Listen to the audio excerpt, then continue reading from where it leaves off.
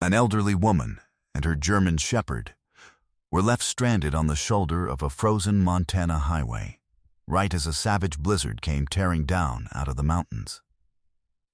With nowhere left to turn, the old woman pushed on through the snow on foot, and the dog stayed welded to her side, refusing to abandon her no matter how hard the wind screamed across the pass. Car after car slid past them without slowing.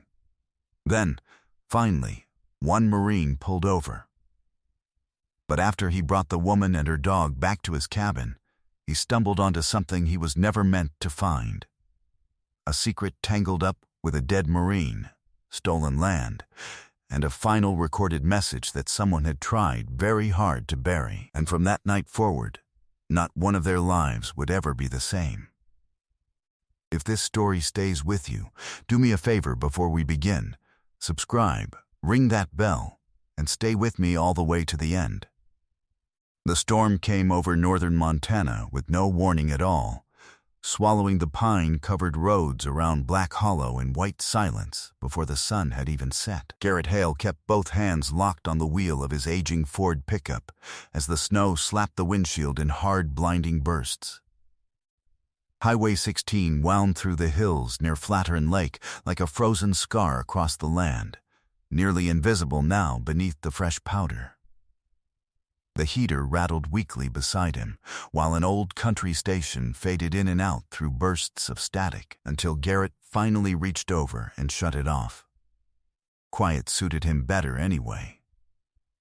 At 42, Garrett carried the unmistakable build of a man who had spent most of his life forcing his body to keep going, long after it had earned the right to quit.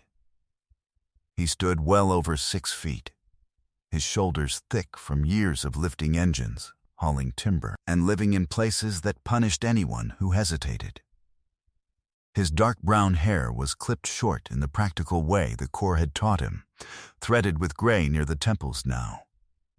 A rough shadow of beard framed the hard line of his jaw, and a pale scar ran beneath his right ear toward his neck, before disappearing under the collar of his olive canvas jacket. His face rarely softened. Even at rest, he wore the held-back alertness of a man who'd learned the hard way that calm could vanish faster than the echo of a gunshot. Most folks in Black Hollow described Garrett the same way. Quiet, useful, hard to know. The truth ran deeper than that. Afghanistan had carved things out of him that never quite filled back in. After he came home, he stopped picking up the phone when other Marines called.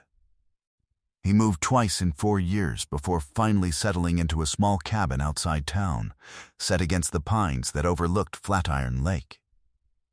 He fixed engines, tractors, snowmobiles, and fences for the locals, because machines were simpler than people.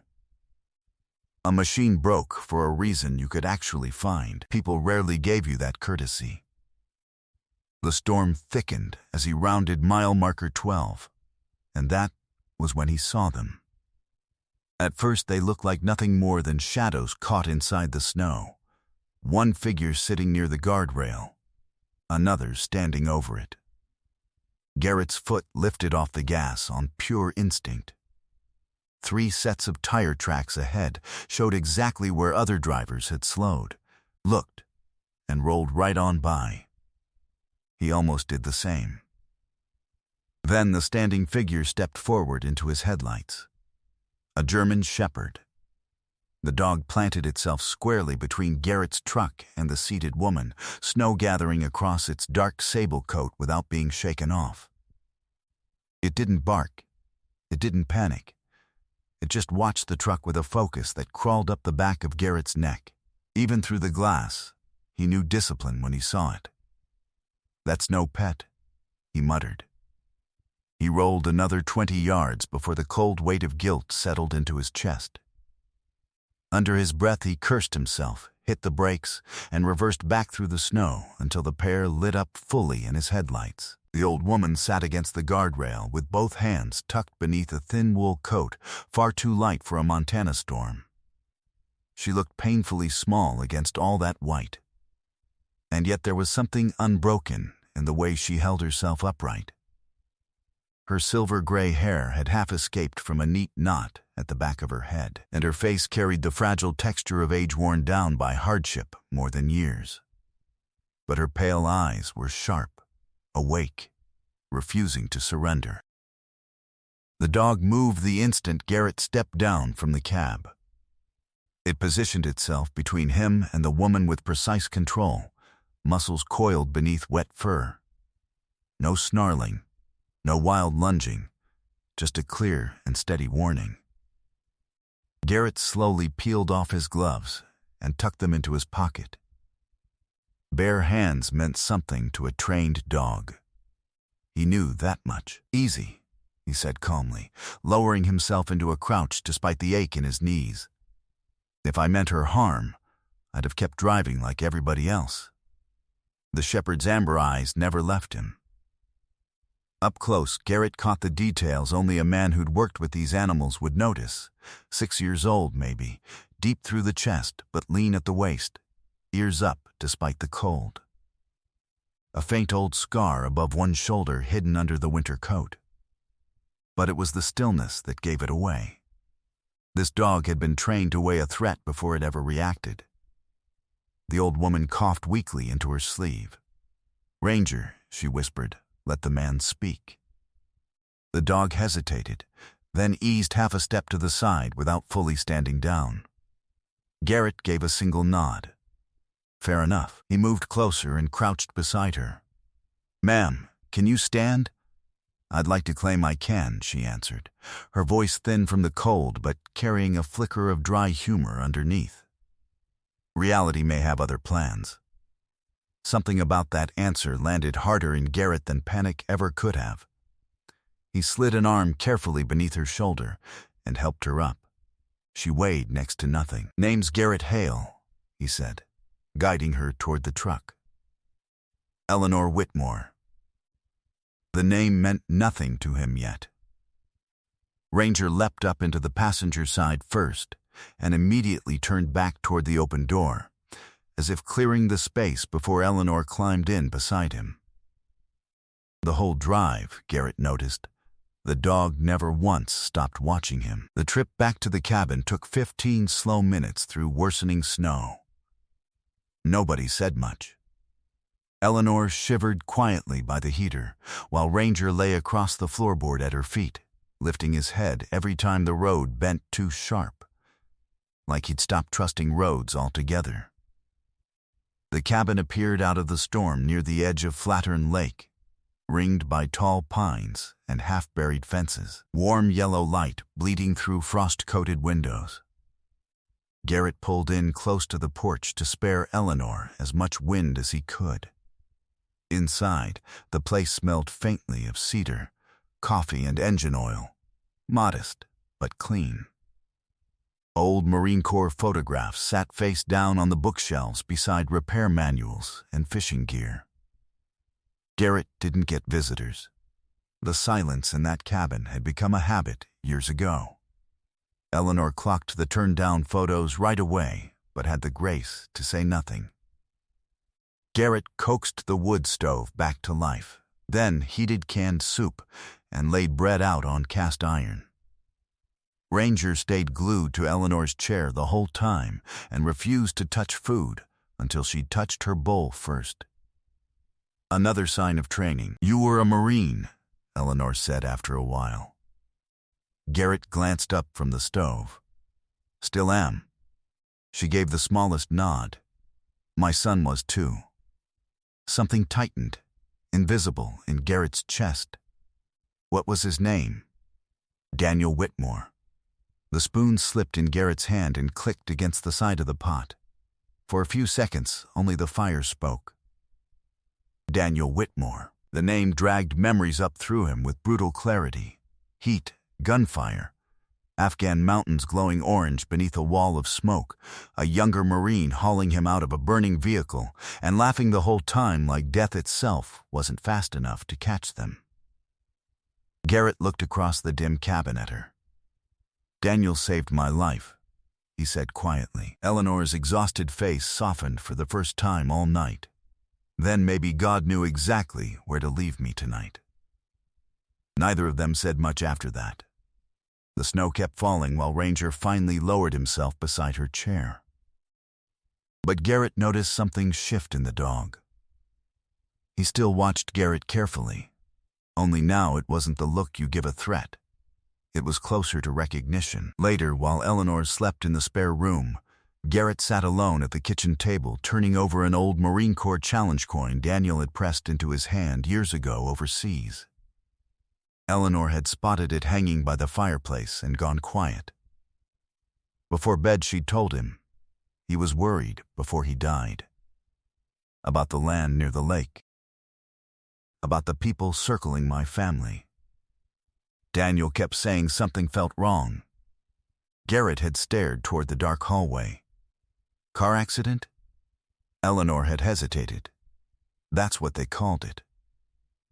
Outside, the wind hurled snow against the windows, and somewhere deep inside Garrett Hale, instincts he'd spent years burying began, slowly, to stir awake. Morning sun spread across Flatron Lake, while melting snow dripped steadily off the cabin roof. The storm had cleared overnight, leaving the mountains bright and washed clean.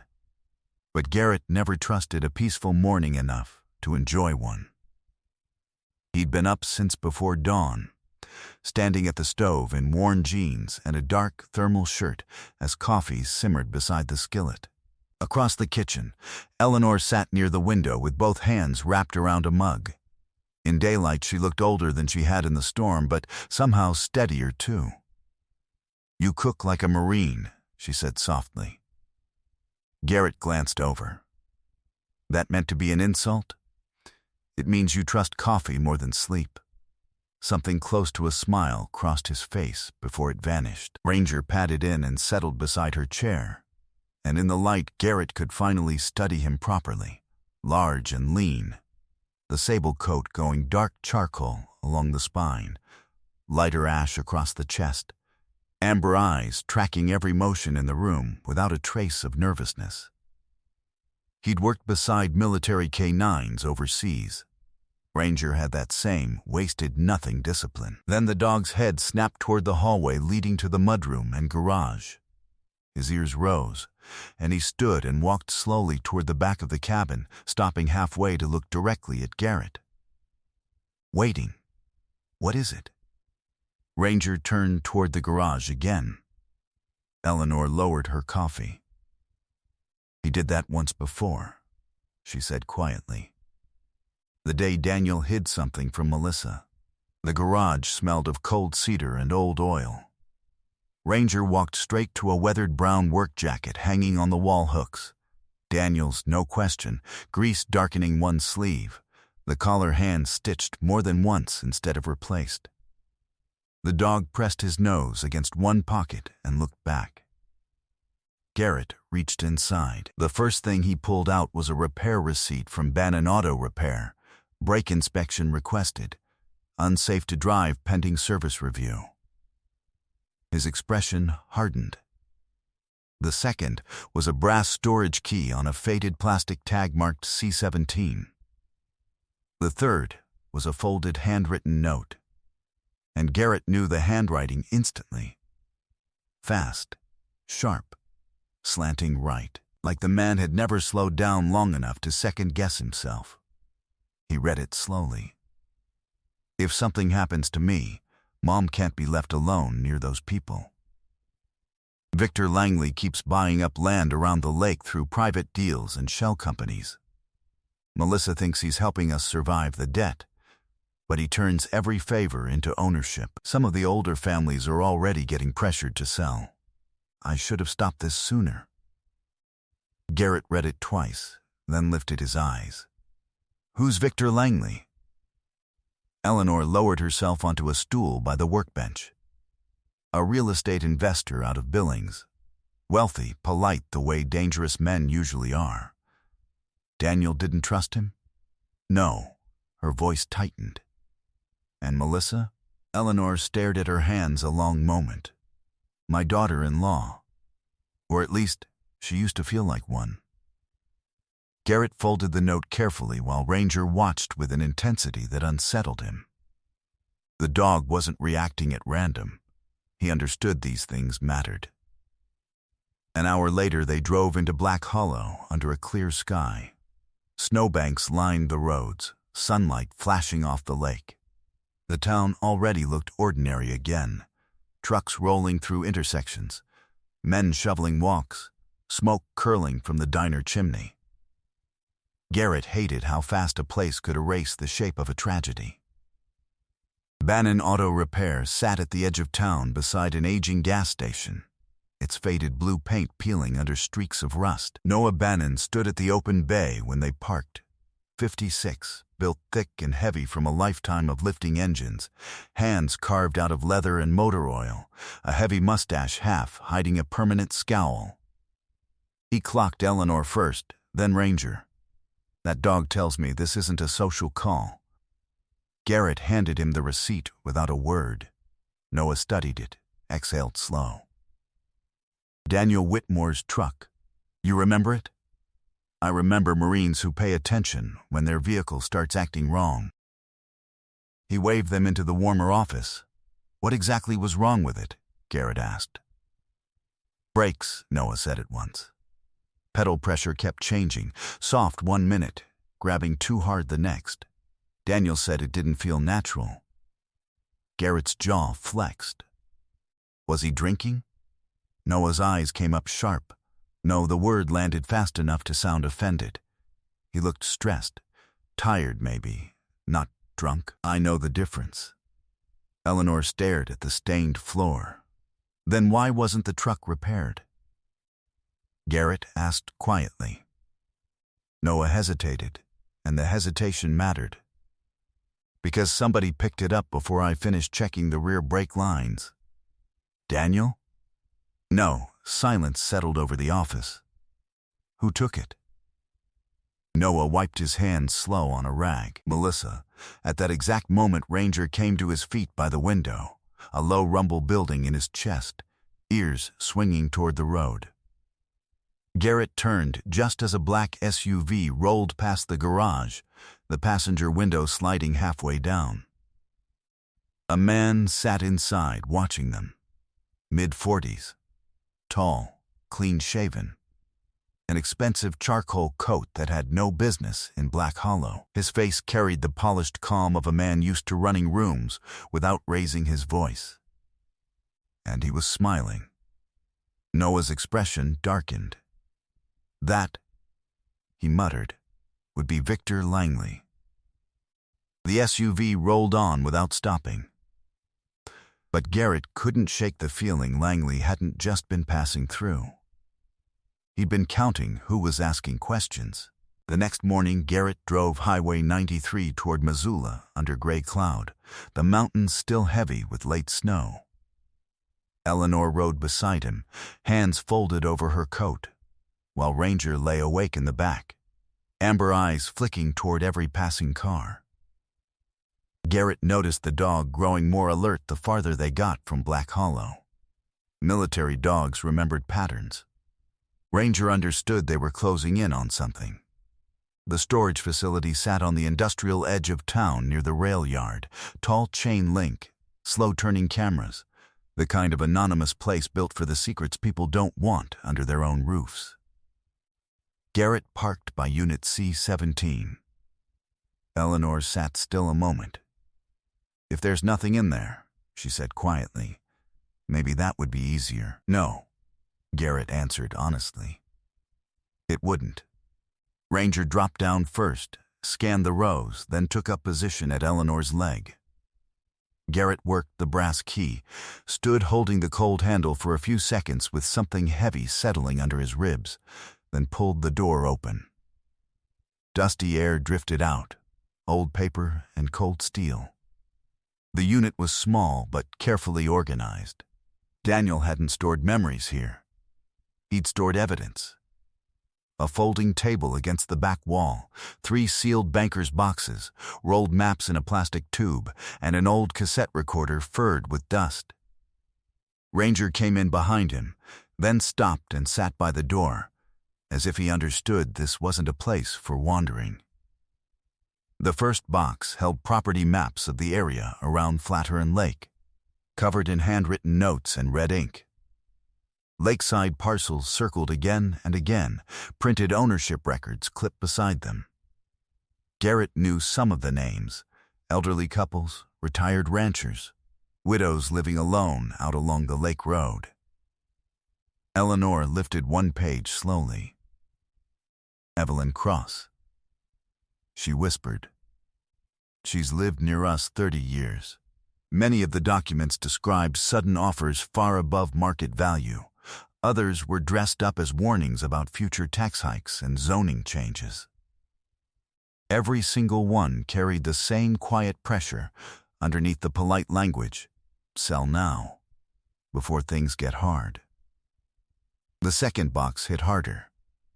Financial statements, private loan agreements, overdue notices. Melissa Whitmore's name beside balances Garrett immediately recognized as catastrophic.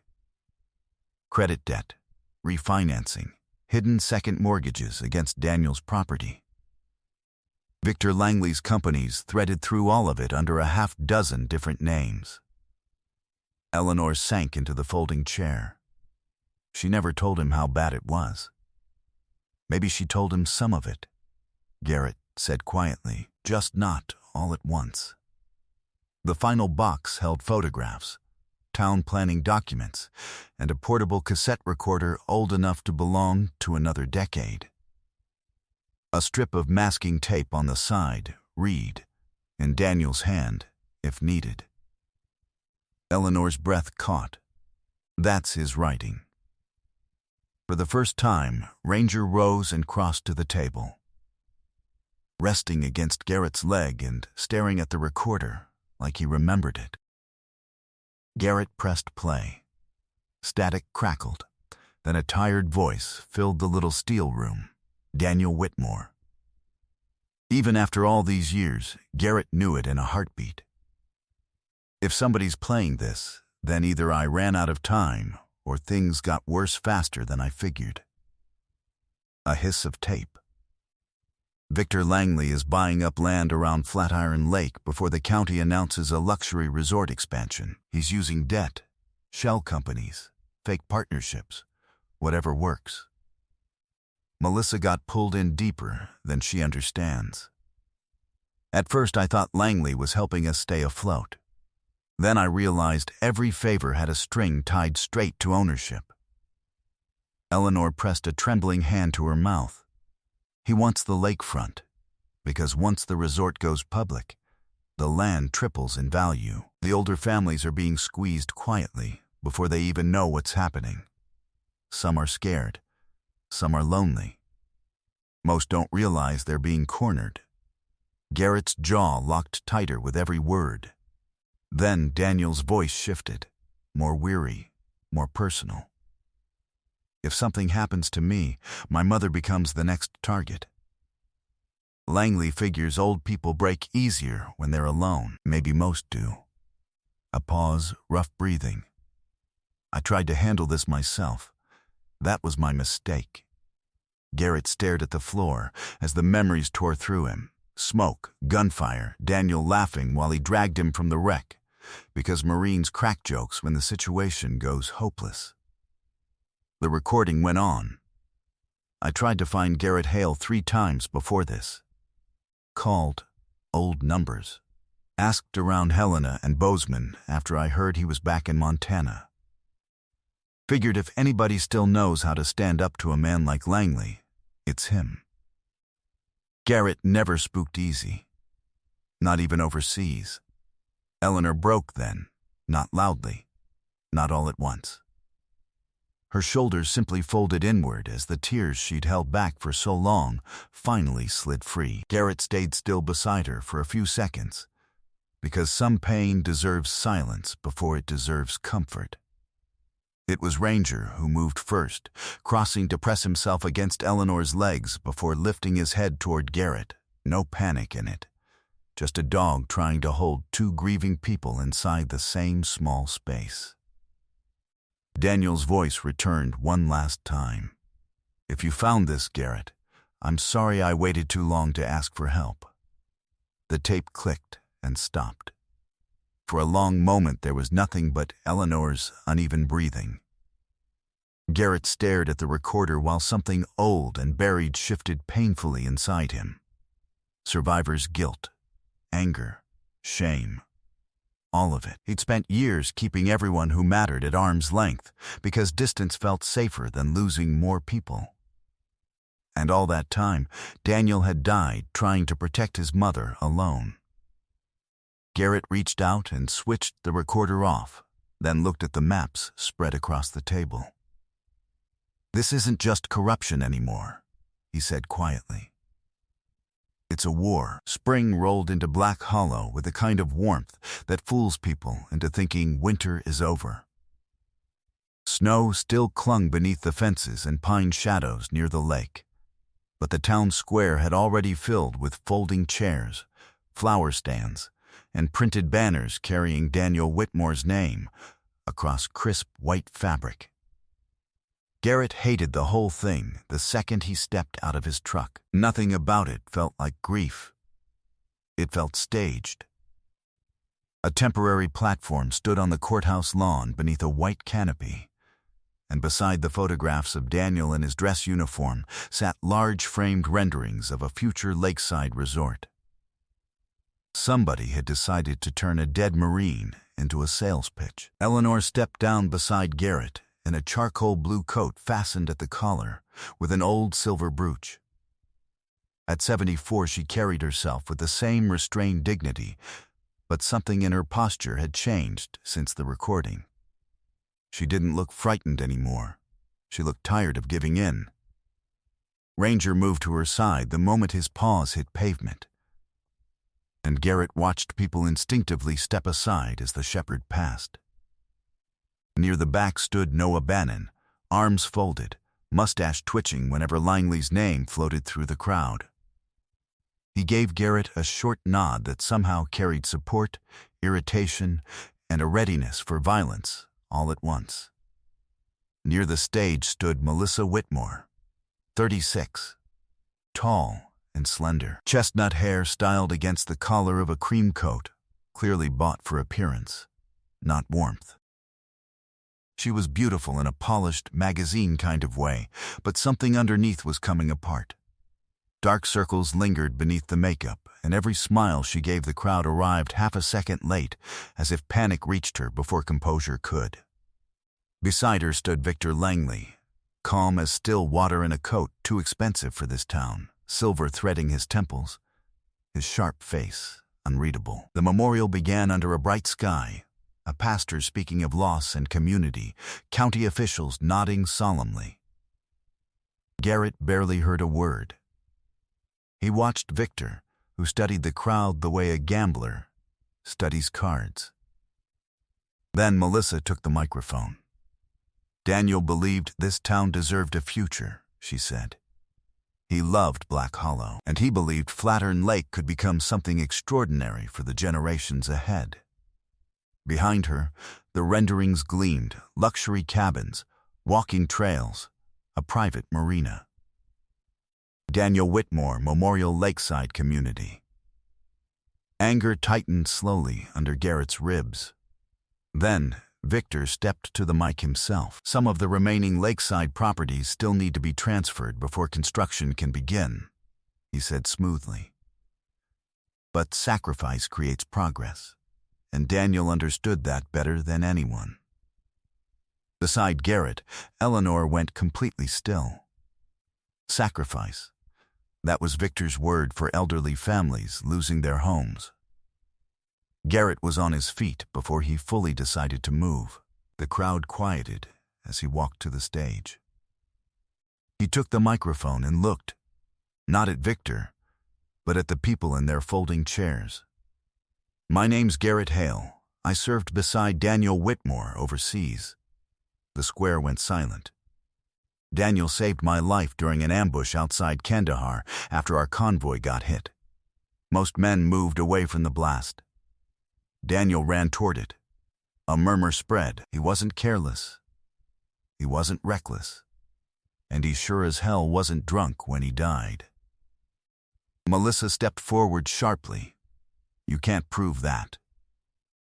No, Garrett said calmly, but Noah Bannon can prove Daniel brought his truck in because the brakes were failing before the crash. Now the crowd reacted out loud, and Victor's composure slipped for the first time. Daniel knew somebody was targeting landowners around this lake, Garrett went on. He knew older residents were being pressured into selling through debt and manipulation. He was investigating it when he died. This is not appropriate, Victor cut in coldly. Garrett looked straight at him. What's not appropriate is using a dead Marine to sell luxury cabins. The silence that followed felt heavy enough to split the square in two. Then, two sheriff's vehicles rolled up to the courthouse steps.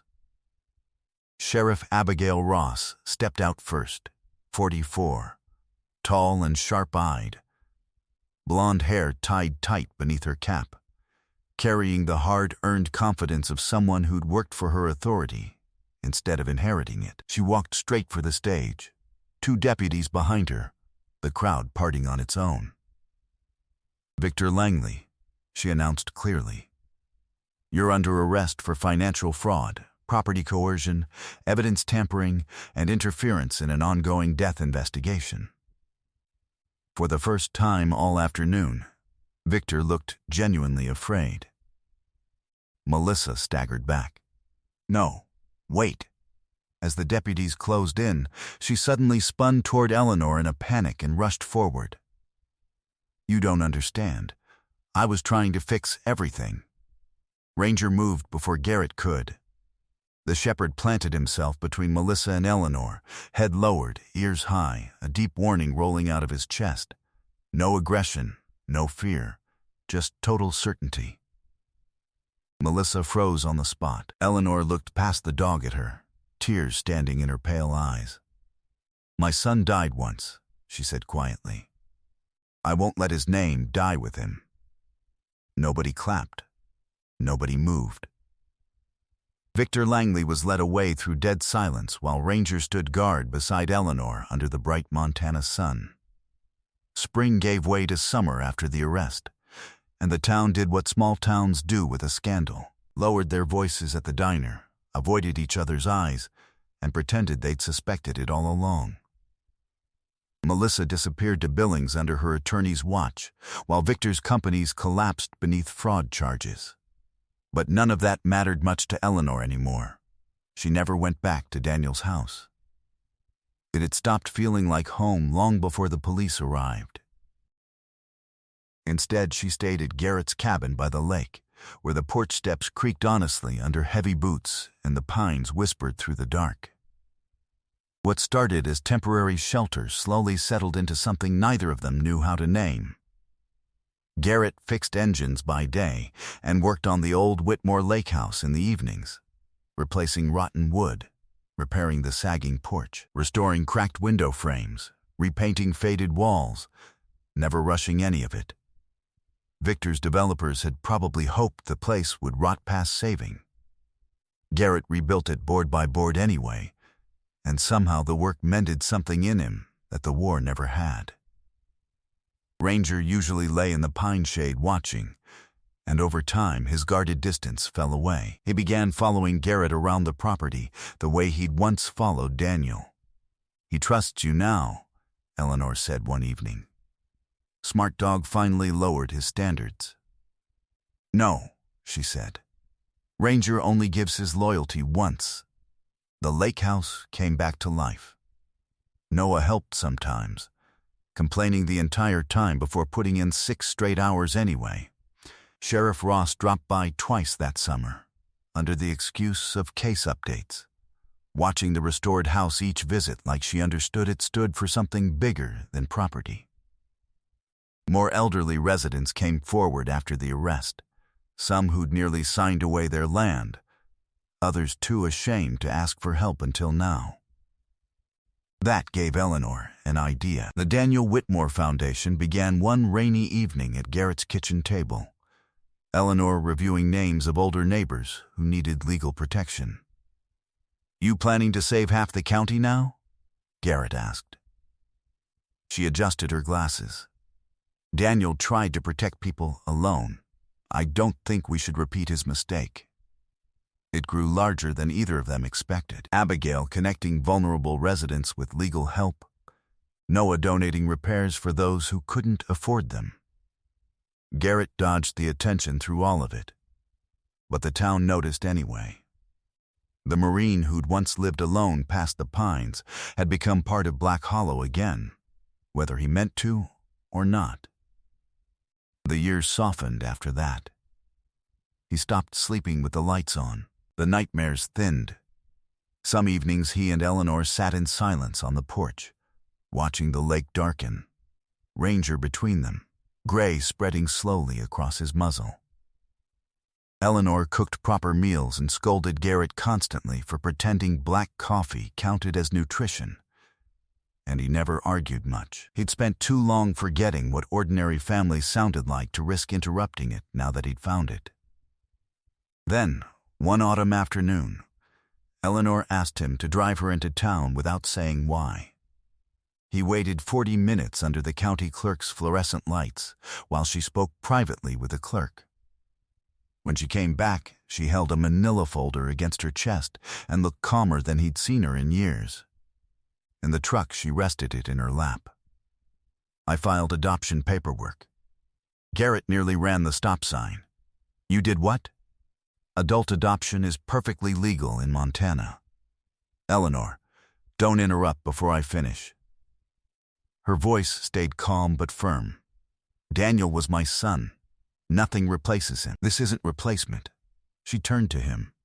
This is recognition. The words hit harder than any courtroom ever could. I'm too old to need a mother, he muttered. Her face softened, and she rested a weathered hand on his wrist. That may be true. But you still deserve a family.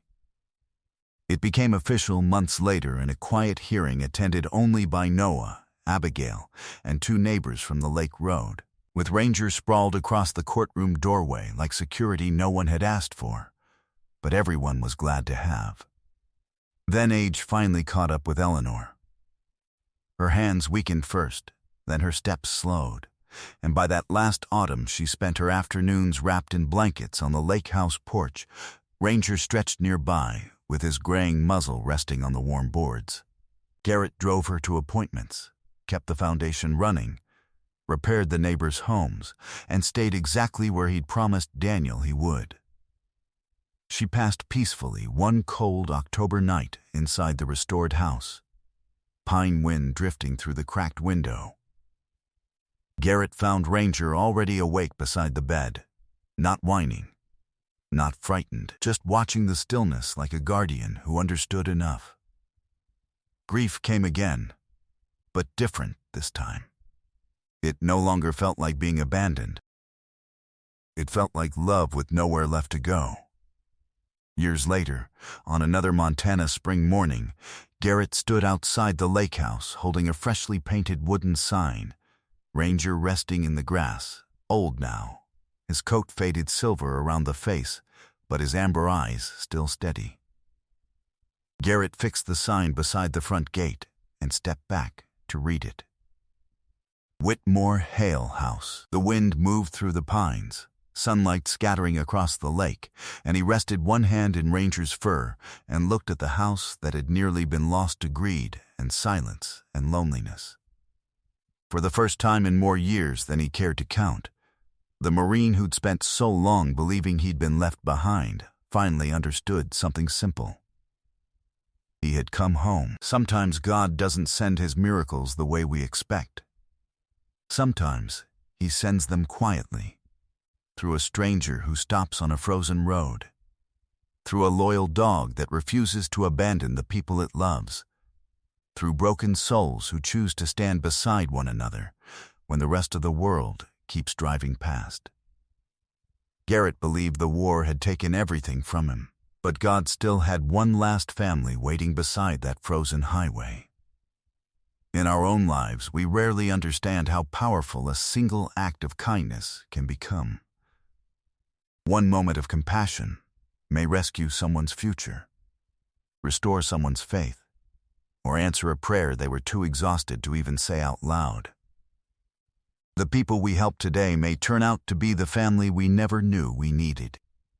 If this story touched your heart, share your thoughts in the comments and tell me where you're watching from.